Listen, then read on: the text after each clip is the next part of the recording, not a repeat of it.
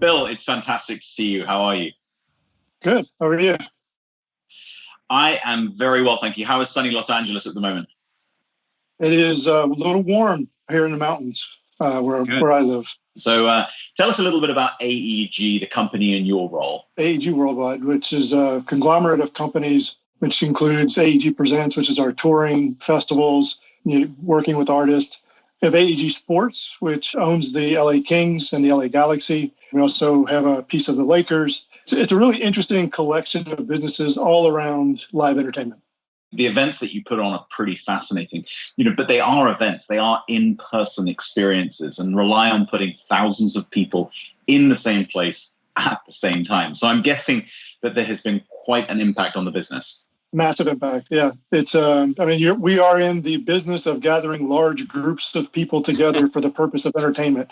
But this will pass. And, we've run polls of audiences and they want to come back to live entertainment. Totally. Now, in order for that to happen at the point at which it's safe, and you've got to keep the lights on, but, frankly, more than just keeping the lights on, you've also got to reimagine things because things are going to be different.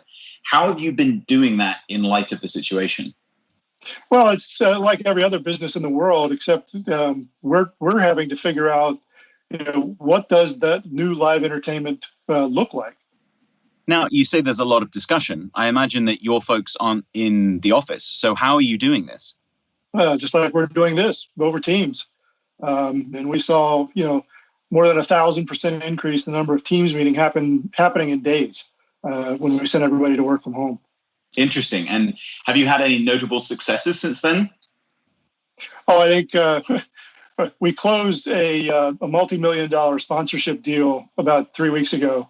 And in fact, all the meetings were happening using Microsoft Teams.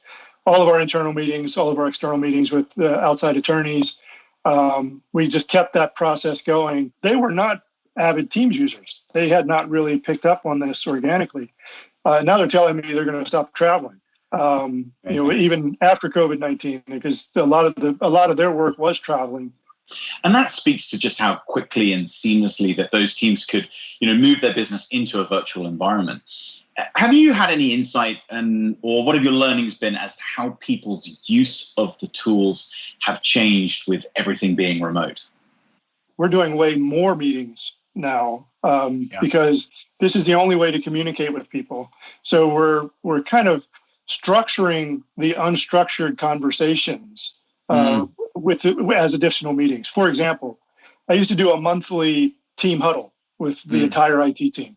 Now we're doing it twice a week because there's no structure to the meeting. It's just all of us coming together just to have a conversation, and the side chat goes crazy. And we'll theme the meetings. I think we're up to about 24 people have done what I refer to as 2 truths and a lie. It's an icebreaker game. But it's also a way for us to engage in conversation. We do a poll and everybody votes a couple hours before the meeting, before our little huddle.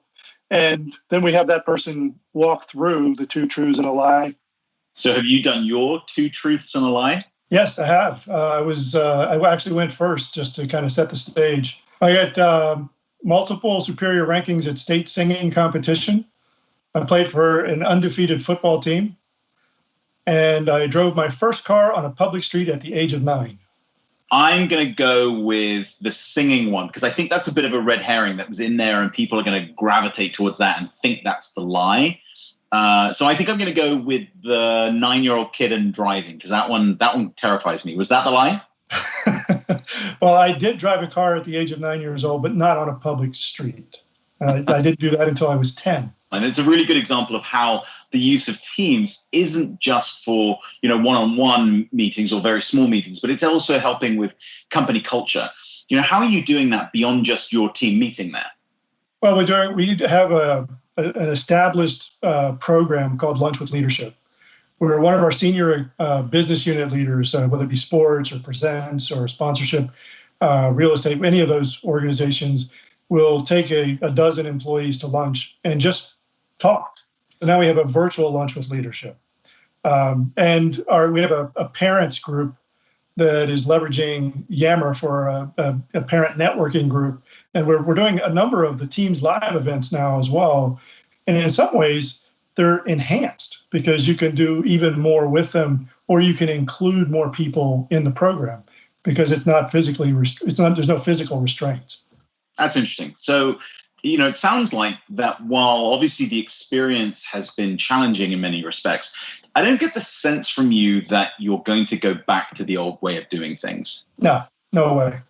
Yeah, even if we're in the offices, if we're in a conference room, it will be a Teams meeting so that we can have the side chat, so that we can have the whiteboard, so that we can have the linkages with the files. Definitely. What are some of the other things that you're thinking about that you would advise others? Just dive in. Dive into the meeting. This is about as close as we can get right now. And it allows us to keep the business moving forward. It allows us to keep projects moving forward, keep all of the things that we do day in and day out, keep them going.